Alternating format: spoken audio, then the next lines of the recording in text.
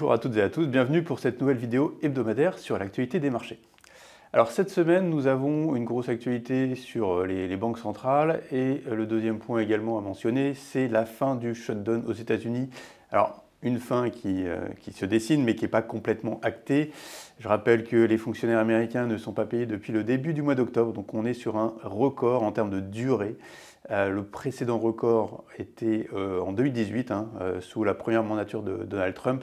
Là, on a dépassé ce record. Alors, on devrait avoir un accord qui se dessine, ça veut dire que les fonctionnaires vont enfin pouvoir être payés. On devrait enfin avoir des statistiques côté États-Unis, notamment sur le front de l'emploi. Alors, des données sur l'emploi qui restent à étudier, mais pour l'instant, avec des données qui sortent d'autres instituts comme l'ADP, on ne devrait pas avoir de dégradation majeure du secteur de l'emploi aux États-Unis.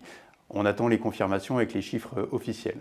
Côté inflation également, on aura des chiffres qui vont sortir sur l'inflation US pour la prochaine semaine et on doit toujours être sur cette zone de 3% à peu près d'inflation sous-jacente et d'inflation headline, comme on dit, avec toutes ces composantes, même les plus volatiles. Donc des données qui seront importantes à suivre pour les prochaines évolutions en termes de politique monétaire.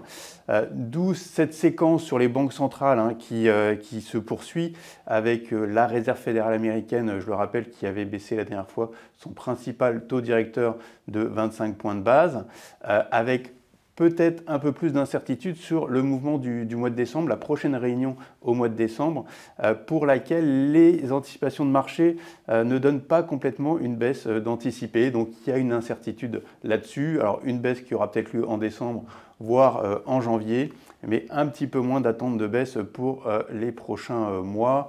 Et on a dans le marché encore quelques baisses à attendre d'ici 2026 et fin 2026. On se retrouve vers un taux d'atterrissage côté États-Unis qui serait plutôt sur la zone des 3,25, 3,50.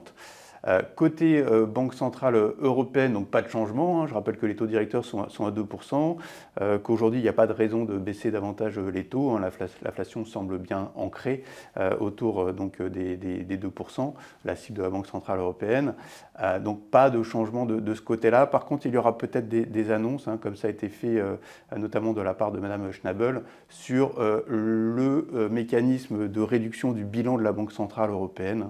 Je rappelle qu'on est dans une période de QT, de quantitative tightening, qui pourrait être amenée à être révisée en 2026. Donc une baisse du bilan de la Banque centrale qui pourrait être réduite.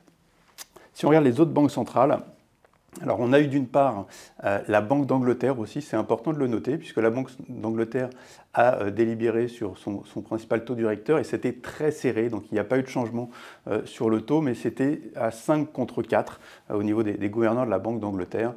Une prochaine baisse donc, est à attendre au cours des prochains mois de ce côté-là.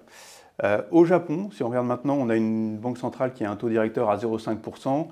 Les anticipations donnent des hausses de taux à venir dans les prochains mois, mais des hausses de taux qui pourraient être assez mitigées, assez graduelles, au vu du contexte politique au Japon. Je rappelle qu'on a eu la nomination de la nouvelle première ministre, Mme Takashi, qui est plutôt pro-croissance et qui va être assez vigilante aussi sur l'inflation.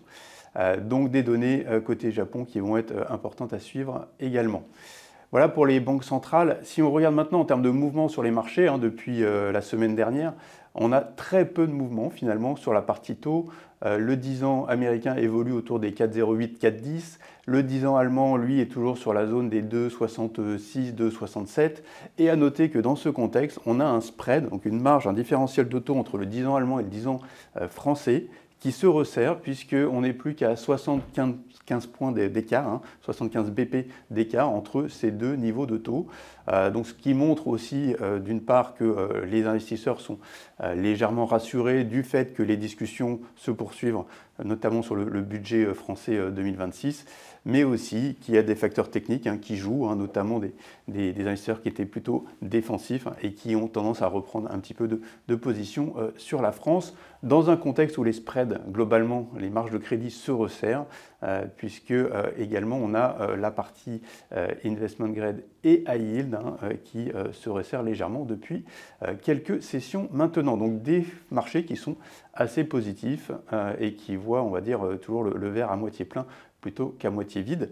Ça se traduit aussi sur les marchés actions, avec des marchés en hausse légèrement en Europe, notamment l'indice Eurostoxx à peu près 1%, les indices CAC 40 et DAX sont aussi en hausse. Seul le Nasdaq affiche une légère baisse de l'ordre de 1% sur la semaine. Mais ceci est dans un contexte assez positif. Je rappelle que la saison des résultats aux États-Unis se termine. On a eu à peu près 90% des publications et la plupart des annonces en termes de bénéfices qui battent les attentes, que ce soit sur le secteur de la technologie également ou des banques.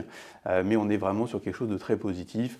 C'est un peu plus mitigé en Europe, mais les messages sont quand même assez rassurants, notamment au regard des droits de douane qui ont été, on va dire, pour la plupart annoncés. Donc les sociétés peuvent intégrer aujourd'hui ces droits de douane dans leurs prévisions de bénéfices pour les trimestres à venir. Voilà, donc des messages plutôt rassurants dans l'ensemble.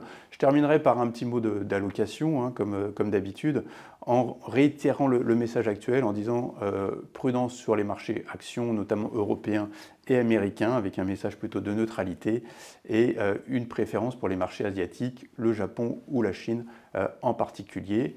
Sur la partie obligataire, toujours une préférence pour les actifs qui offrent du portage, notamment le crédit au rendement, mais attention une fois de plus sur les émetteurs les moins bien notés, par exemple dans la catégorie triple C, qui eux peuvent subir quelques faiblesses. Ça se voit depuis le début de l'année avec une catégorie qui offre des rendements négatifs sur cette spécificité du high yield. Voilà, je vais m'arrêter là. Je vous souhaite à toutes et à tous une très bonne semaine et je vous dis à bientôt. Merci pour votre attention.